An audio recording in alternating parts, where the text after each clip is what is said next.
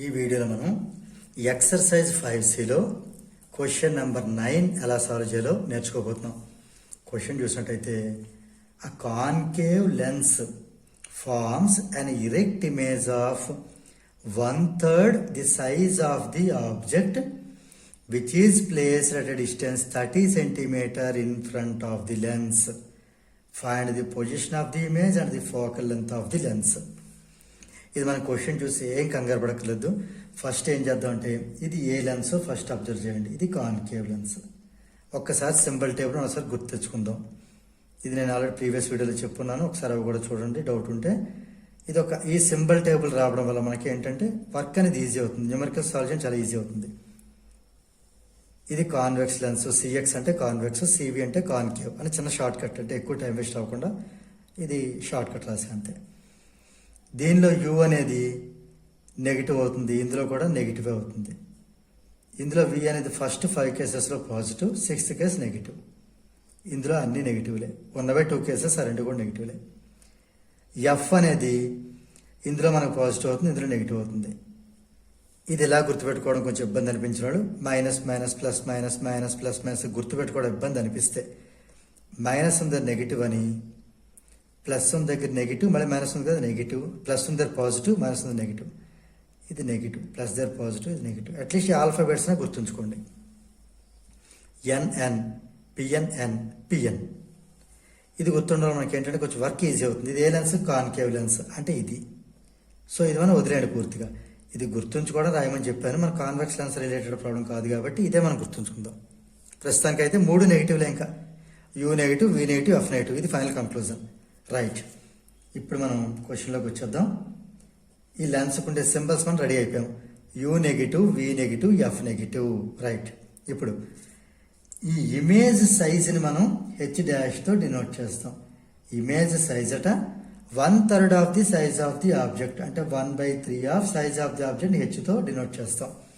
ఇది object size, ఇది image size. ఈ హెచ్ని కింద పంపిద్దాం. H'/H ఎంత అవుతుంది? 1/3 అవుతుంది. జనరల్గా H'/H అంటే మ్యాగ్నిఫికేషన్ M అనమాట.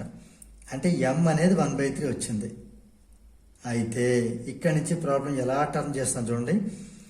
M అంటే మనకి తెలిసిన ఫార్ములా V/U, లెన్స్లో మ్యాగ్నిఫికేషన్ V/U.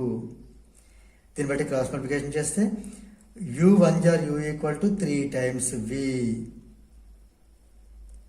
ఇది ఇలా ఉంచుదాం. ఇప్పుడు మిగతా క్వశ్చన్ చదువుదాం.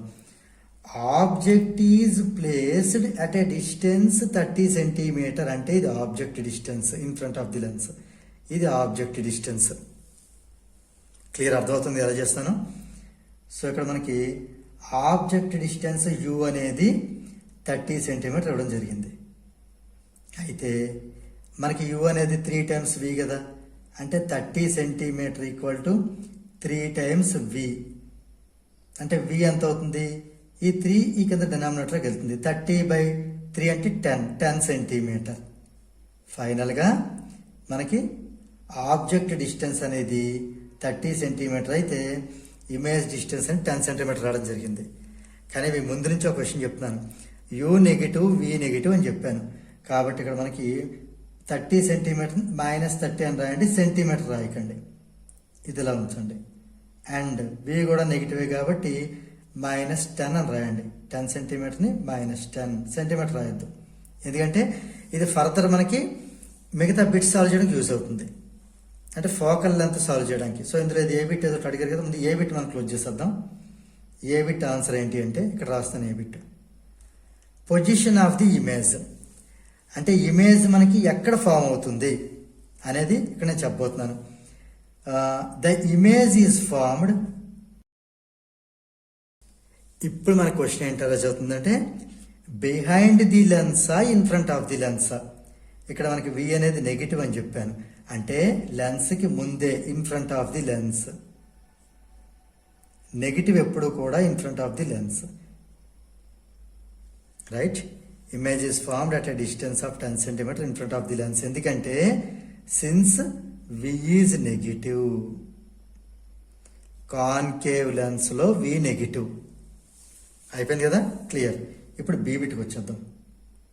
బీ బిట్ ఏంటి ఫైండ్ అవుట్ చేయాలి? Find the focal length.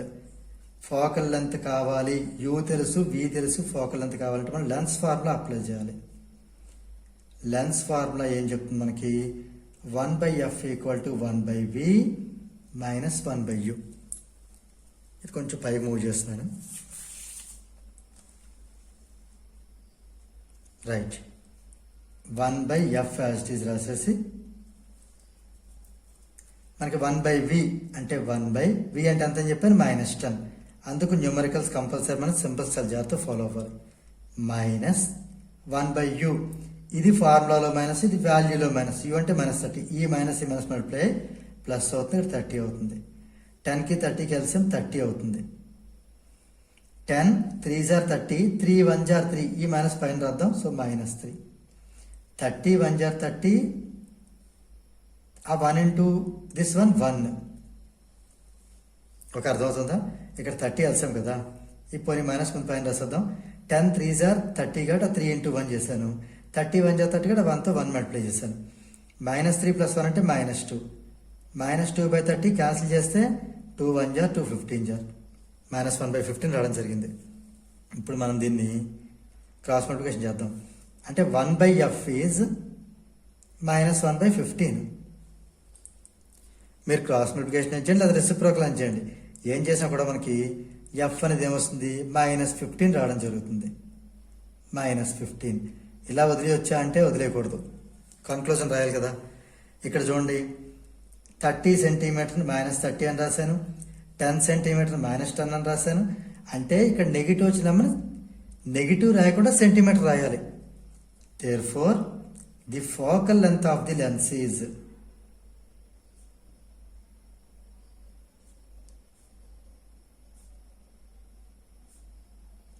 Negative రాయకుండా 15 సెంటీమీటర్ రాసి నెగిటివ్ అని ఇక్కడ రాద్దాం. ఇది ఈ ప్రాబ్లం సాల్వ్ చేసే విధానం. సో దీంతో మనకి ఈ ప్రాబ్లం నెంబర్ 9 అనేది కంప్లీట్ అయింది.